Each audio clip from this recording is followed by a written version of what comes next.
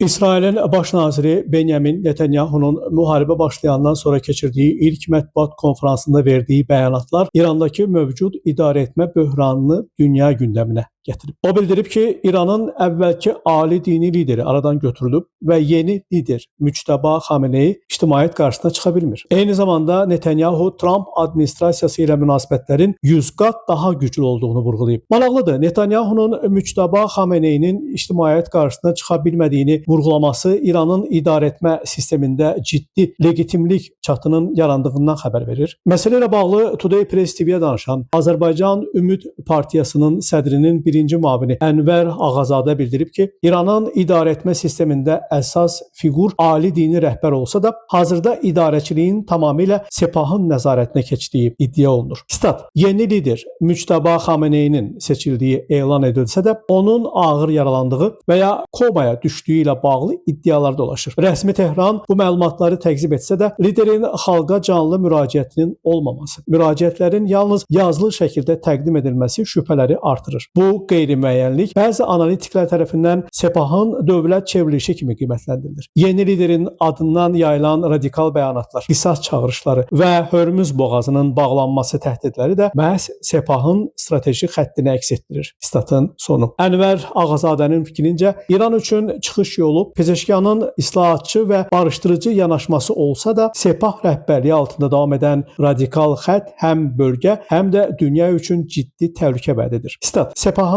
bu davranışı ABŞ və İsrailin hərbi zərbələrinin şiddətlənməsinə yol açır. Hətta İsrailin baş naziri Tehranda yaşayan dinc əhaliyə də müraciət etmişdi ki, şəhəri tərk etsinlər, avia zərbələr endiriləcək. Yəqin ki, günün sonunda Tehrana ciddi zərbələrin endiriləcəyinin şahidi olacaq. Statın sonu. Siyasətçinin sözlərinə görə yeni liderin seçilməsi prosesi də daxildə ciddi suallar doğurub. Belə ki, Ekspertlər Şurasının üzvü Ayətullah Heydəri seçki prosedurlarının pozulduğunu, kvorumun qeyri-şəffaf şəkildə təmin edildiyini bildirib. Onun iddialarına əsasən seçkidə minimum kvorum əldə olunub və ali dini lider 85% səslə seçilib.